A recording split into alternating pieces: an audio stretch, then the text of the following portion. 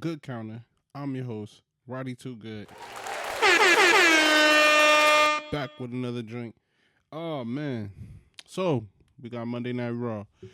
I'm not mad at this episode. I think this was a good episode, man. I know you're gonna have your haters out there, but I think this was a dope episode, yo. Um, so let's get into it. So Rhea Ripley, she kicks off the show. She said, "Oh, welcome back to Monday Night Mommy. It's very good to say that again and things like that." And then she asked people about, well, she told people like she enjoyed what she did to Dominic on Bash at Berlin. And then what she was getting into for real was, hey, I pinned the women's champion, so I should have like a title shot, I guess. So she was basically out here trying to set up a title shot because she pinned Liv Morgan. So in saying that, Dom comes out, music hit, Dom comes out. They have a quick little back and forth about certain things, and then Liv comes out and try to sneak attack her. Rhea Ripley was quick on her feet. She countered it. Then she like they got into a little spat. Uh, then as the whole thing was going on, Rhea obviously went for Dom. Dom tried to scare her away. Then Liv gets back onto her. She gets caught in like the rope, like she get caught like hanging upside down in the rope, and then as she's like hanging upside down, Liv just attacks her knee, like she kicks it, and then like Dom is right there just laughing at her, and then as this happens, Damian Priest comes out. He comes out to try to save her. See that her knee is like obviously hurt and in bad shape. She's limping around ever since this thing happens. So like they cut, and then like Dom and Liv run away like they've been doing for like they've been running away from them for like then it like 2 months now. So that's what happens, and then they like cut, and then they go to commercial break. Now when they come back, you got the next match. The first match of the Monday Night Raw was American Made versus Alpha Academy. Now they cut to the back, and he was Gabe was basically saying like, "Yo, man, listen, tired of losing. You guys are the best wrestlers in here. We're tired of the Wyatt 6. These a bunch of freaks. Y'all deserve better and stuff like that. Like getting them hyped up, but like getting them hyped up in like a abusive coach type of way. Like he literally like smacked the shit out of one of the guys in American Made. But like he just you could tell like he just that's the type of group that this is. I ain't gonna lie, man. I like American Made, man. But as they coming out, they had a good match. I ain't gonna lie, man. Maxine, she put on a show for real. Like usually she just like like a manager stuff like that. But I liked what I actually saw from her. Like I definitely would like to see more from her. Like as in like just going out by herself. She definitely probably need more matches because I'm only used to really seeing her like with them like backing up them. So I'm not mad at that. But we know shenanigans happen. Gabe he kind of gets involved, and then not only that, it left the other girl, the girl that's in American Made, she chokes out Maxine for the win. She chokes out, she taps, and then not only that, he takes so they win. Alpha Academy leaves the ring. Gabe grabs the mic and said, "These are the best wrestlers." And now he said, "We're tired of dealing with these freaks." And then he said, he said the freaks are YS6. So he was basically calling out the YS6 for what is it, 8-man tag match, and like, and then Uncle Howdy he comes out and he agrees, but it wasn't like a regular agreement. It was like like it was like a scary tone, like not really talking about the subject, but I guess it like what I'm saying. If you've seen it, you know what I'm saying. I'm not fucking going through that whole weird ass speech, but I ain't gonna lie, man. Like the rivalry's still on. American Made versus the YS6. I don't know when that's gonna happen. Probably happen next Raw. But yeah. So that thing is. I ain't gonna lie, man. I like American Made, man. I like American Made. I just like that whole like this is it because it remind me of like how like when Angle had Shelton Benjamin and that other guy, like and at that time I think he was a heel, so they was like together like some like some like extra patriarch type things. You know what I'm saying? So I fuck with that. So we gotta look forward to that. YS6 first American Made. Probably next Monday. Then after that, we had CM Punk come out there. CM Punk, he comes out there. He looks like he's on cloud nine for winning at Bash in Berlin. So he said, what did he say? He said, the personal stuff is behind me. I'm done with the personal stuff town. Now it's time to get down to business because I am a businessman. What the hell was that? It was a quote from Jay. He tried to take the quote from Jay-Z line. Jay-Z line like, I ain't a businessman. I'm a businessman. That's what basically he tried to say. So he basically challenged Gunther to a title shot, saying that he's the best in the world and that he definitely deserves a shot. So as he's like finishing up his speech and he's like going like relishing in the crowd, he stands on the announcement table as everybody cheers, and then all of a sudden he gets like jerked from his feet and slams on the table. This was like very reminiscent of what he did to Drew McIntyre, and Drew McIntyre doing the same thing to him. So as he just get ambushed by Drew McIntyre just was beating him up for like a good 5 minutes, man. And then what's the name? Wayne Barrett, the announcer, he comes out and try to like talk some sense into Drew McIntyre. Like, man, I guess like saying like, yo, come on, man, we don't want you to get suspended, yo, you this and that. And then he just ignores him, hit him with a claymore outside the ring, picks him up, throw him inside the ring, beats him up pretty much more. He is beating him up like legit for 5 minutes, like for real. Not only that, so CM Punk is laying on the ground. He laying on the ground. Drew McIntyre takes his bracelet, the bracelet that he been fighting hard for, the bracelet that this whole feud basically is over, and he breaks the bracelet, takes the little beads and try to shove them in his mouth. And not only that, he gets up from that, and then he hit him with another Claymore kick. Like this was savage, man. This was savage. So eventually, they got Drew McIntyre out the ring. You know, all the refs and security got him out the ring. They got CM Punk on the stretcher, taking him to the ambulance. Drew McIntyre runs in the back, attacks CM Punk on the stretcher, beats him up pretty much like a couple more, and then they like get him away. They scurry him out like outside the building because like they was like out on the outside of the building, so they scurry him outside the building. I ain't gonna lie, this was fire.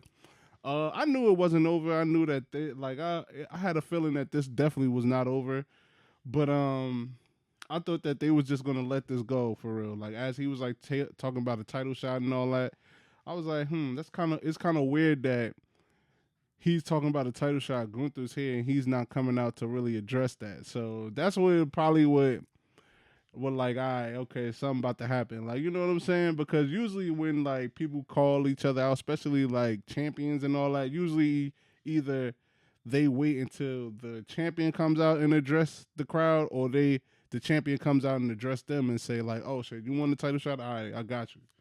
So that was dope. So we get into our first triple threat match for the Intercontinental Championship tournament. So we got Ilya Dragunov versus Dragon Lee versus Dominic Mysterio.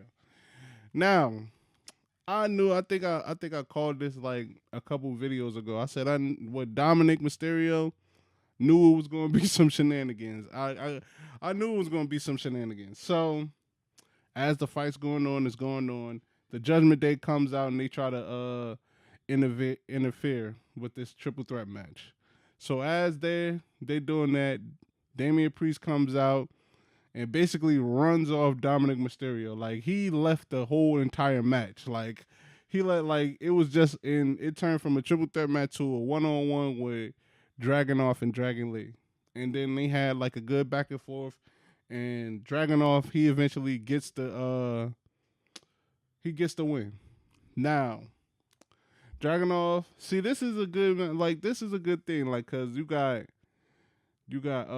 Uso, you got damn I forgot the other guy, but you got so for me Uso and Dragunov probably would be one of the ones that probably will win and definitely challenge for the title. So this is that's going to be a good match. Whenever that happens, that's going to be a good fatal four way. So I like Dragunov, and I feel like they definitely should do more with him. I'm happy that he got this win. So like this is just dope. It was a good match as well too. Like I can't lie.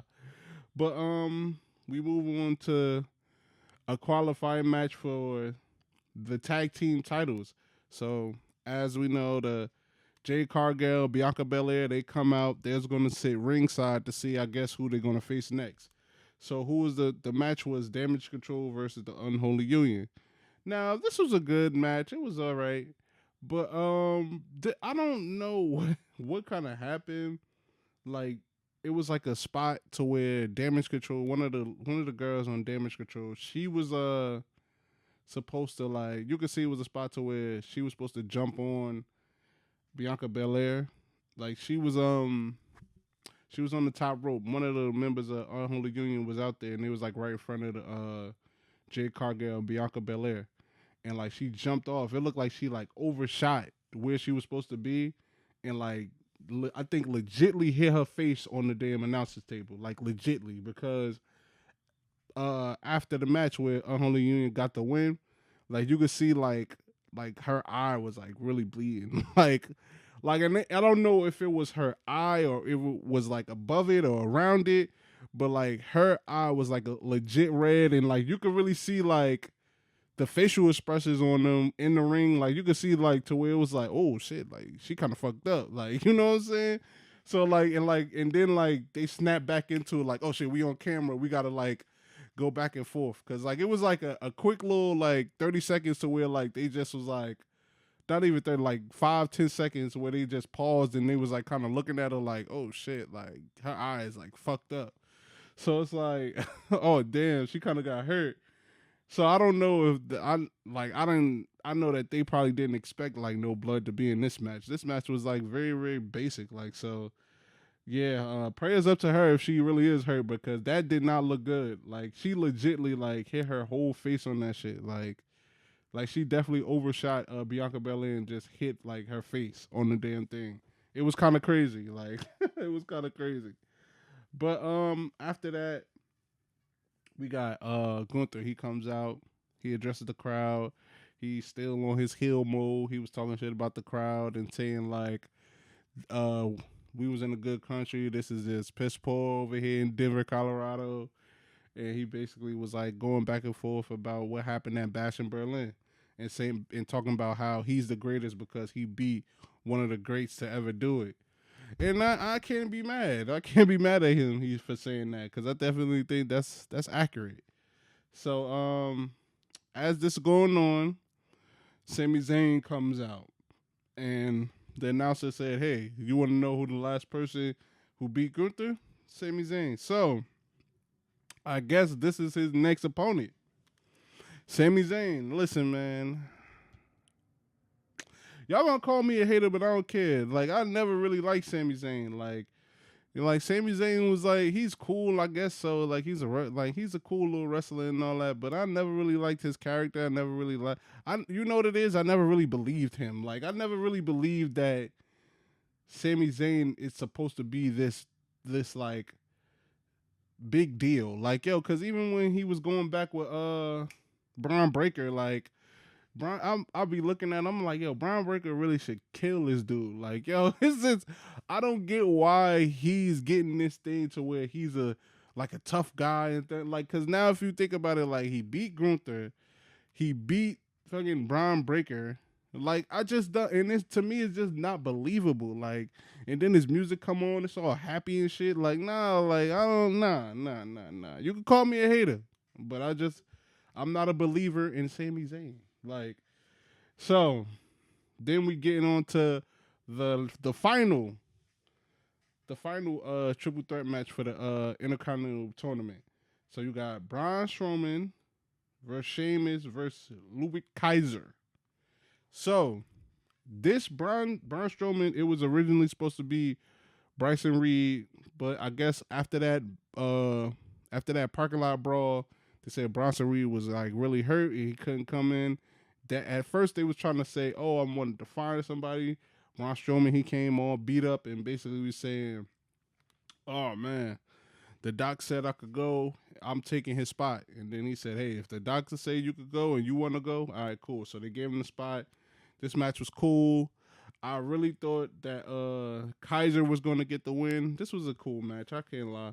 But Strowman got the win. So Braun Strowman. So it's going to be, I know three of them. I forget one of the guy's name. It's going to be Jey Uso. It's going to be Dragunov. It's going to be Braun Strowman. And it's one other person. I forgot, man. Damn. Y'all gonna kill me in the comments, but it's alright. But yeah, I'm not gonna lie. That's gonna be a very interesting fatal four way match for the number one contender for the Intercontinental Championship.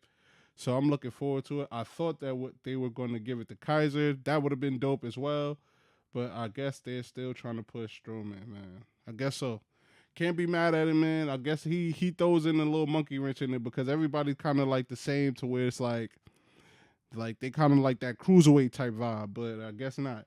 I guess they gonna throw him in there. He's definitely gonna throw a monkey wrench in this whole situation.